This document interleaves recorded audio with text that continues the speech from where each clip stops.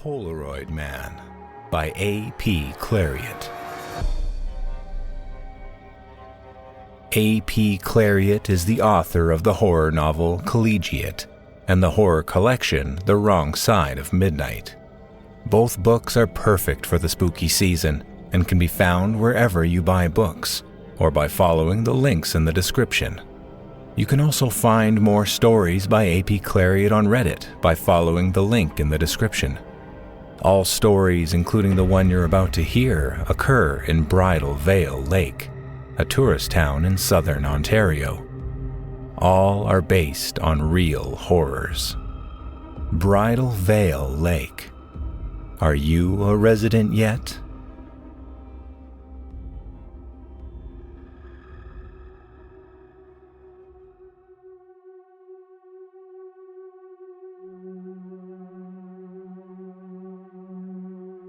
I didn't understand the object Freddy shook in my face or why he was so excited. Halloween night in '87 wasn't as illuminated as today. "It's a picture!" He yelled and spat into my face.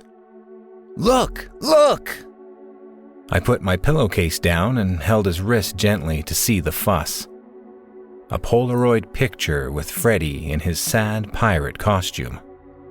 When I looked more closely, however, I saw the singed boy beneath.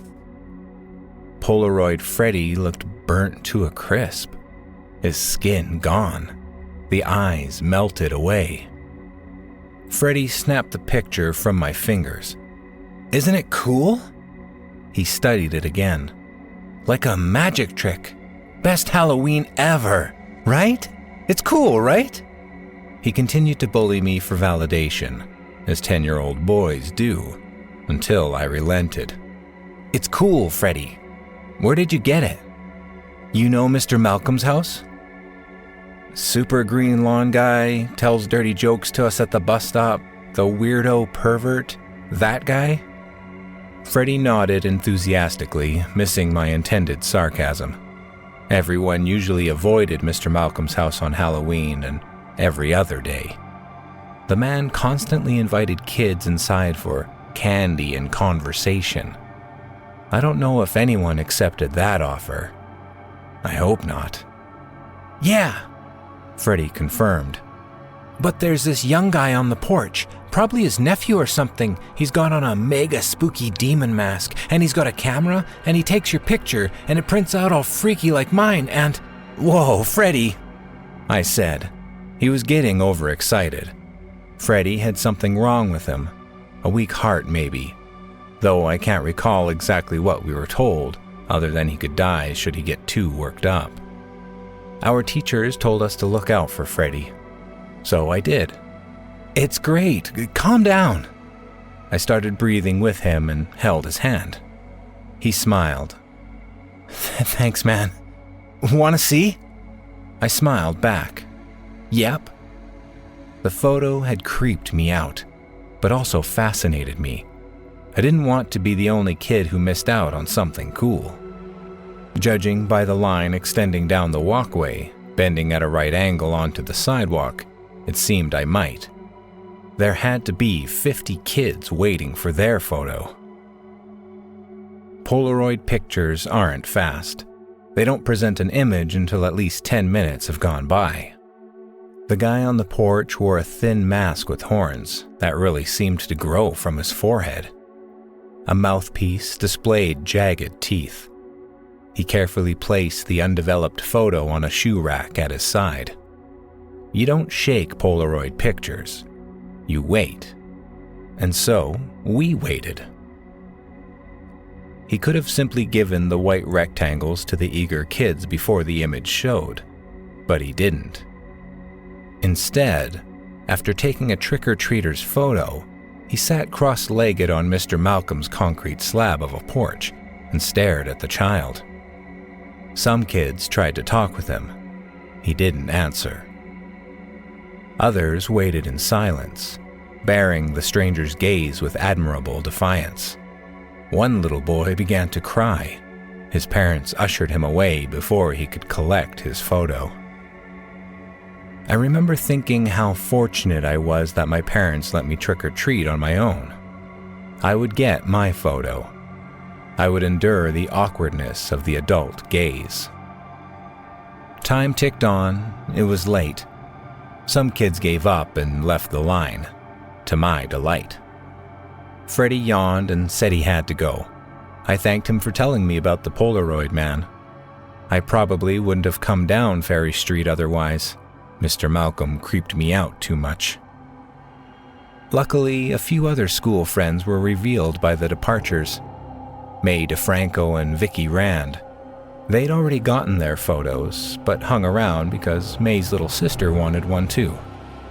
"Can I see it?" I asked, pointing at the photos. They were grotesque, and I could hardly bear it. May's body appeared popped open, entrails spilling from her guts and onto splintered remnants of bone and muscle. Only the pink princess dress she wore as her costume identified her as the corpse in the photo. Vicky's was far worse. Her dead body had been tied at the wrists and ankles. Her pale face appeared stunned at the mutilation of her body. The top half had been pulled apart from the bottom, and there were more tortured dead around her in a dark field. "Cool, right?" Vicky said. "It's like Freddy Krueger or something." "You've never seen Freddy Krueger," May said. I hadn't seen A Nightmare on Elm Street either. I never have. At the time, I assumed the contents of the photo were typical horror movie stuff. I wasn't ready for it, but I wouldn't let my discomfort show. After May's sister got her photo, more kids thought better of risking their worried parents' wrath. They left, and after one more boy got his photo, my turn came at 11:42 p.m.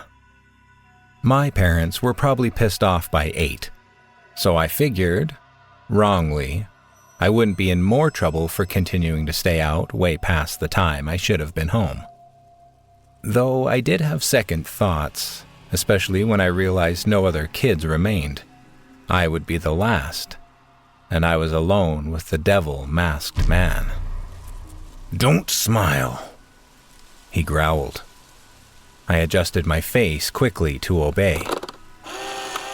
He snapped the picture and sat on the stoop. We waited. The last leaves on the trees hissed a warning in the wind. Their dead brethren skittered away down Ferry Street. I could hardly breathe as he stared. There were no visible eyes in the sockets of his mask, only oily voids, an unfortunate trick of the dim porch bulb. It had to be.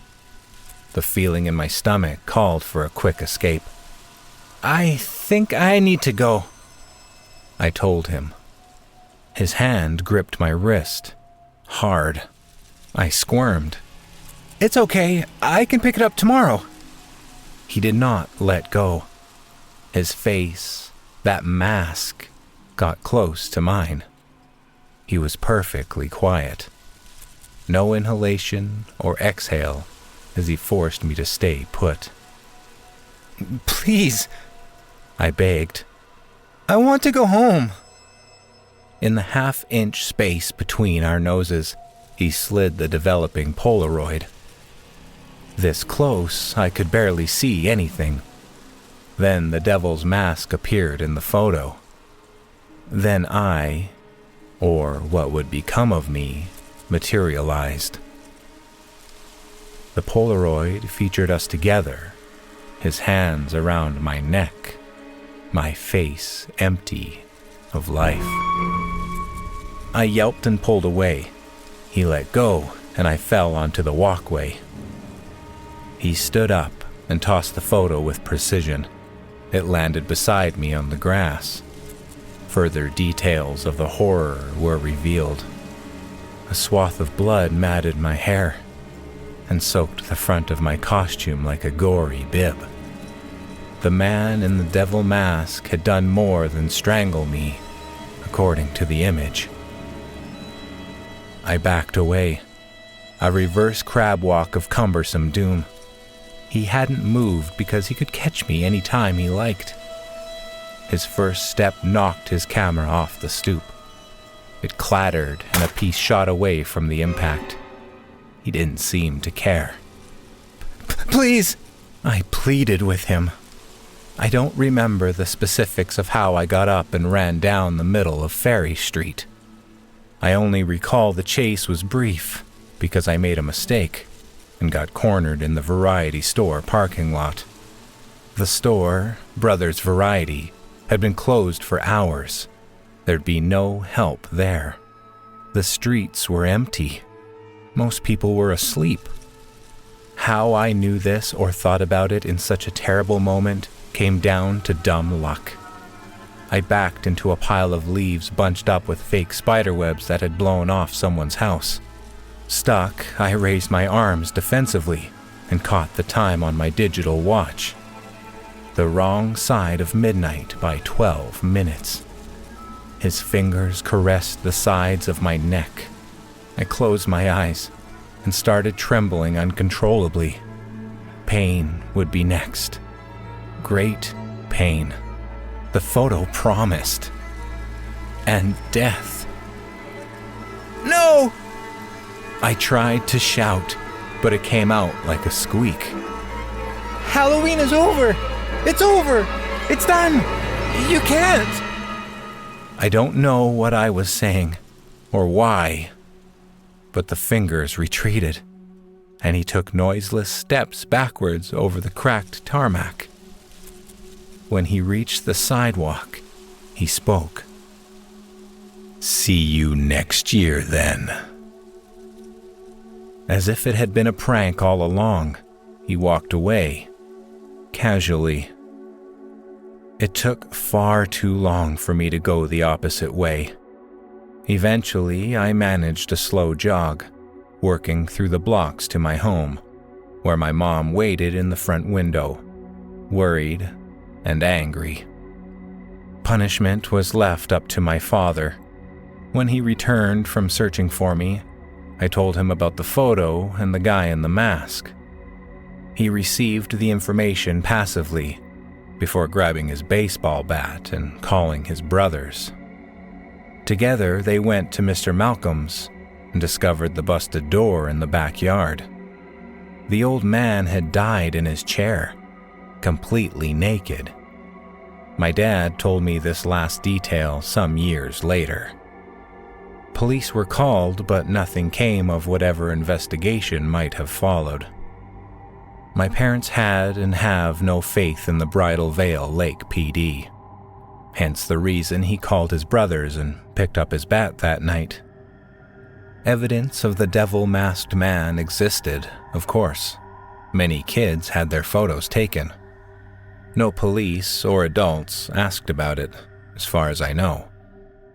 Mine had been left on Mr. Malcolm's lawn, but Freddie, May, and Vicky said they still had theirs at home. Freddie's, however, likely burned up in the fire the following Christmas. His dad made the mistake of using a space heater in the garage. All of them, including Freddie, were dead the day before Christmas Eve. I refused to go trick-or-treating the next year, and every one after that. My parents understood and didn't pressure me. Within a few years, I aged out of the tradition, but still wouldn't risk going out for a walk on Halloween night. See you next year, then. And if not, the next, or the next, or the next. He waits. I know because every photo has turned out to be true. Vicky simply disappeared before her 19th birthday, and while her body was never recovered, a man suspected of torturing and killing half a dozen young women in Bridal Veil Lake and Derry across the border was arrested as the likely culprit. May committed suicide off the old casino hotel last July. My son is 5 now. He wants me to take him trick-or-treating in a few weeks.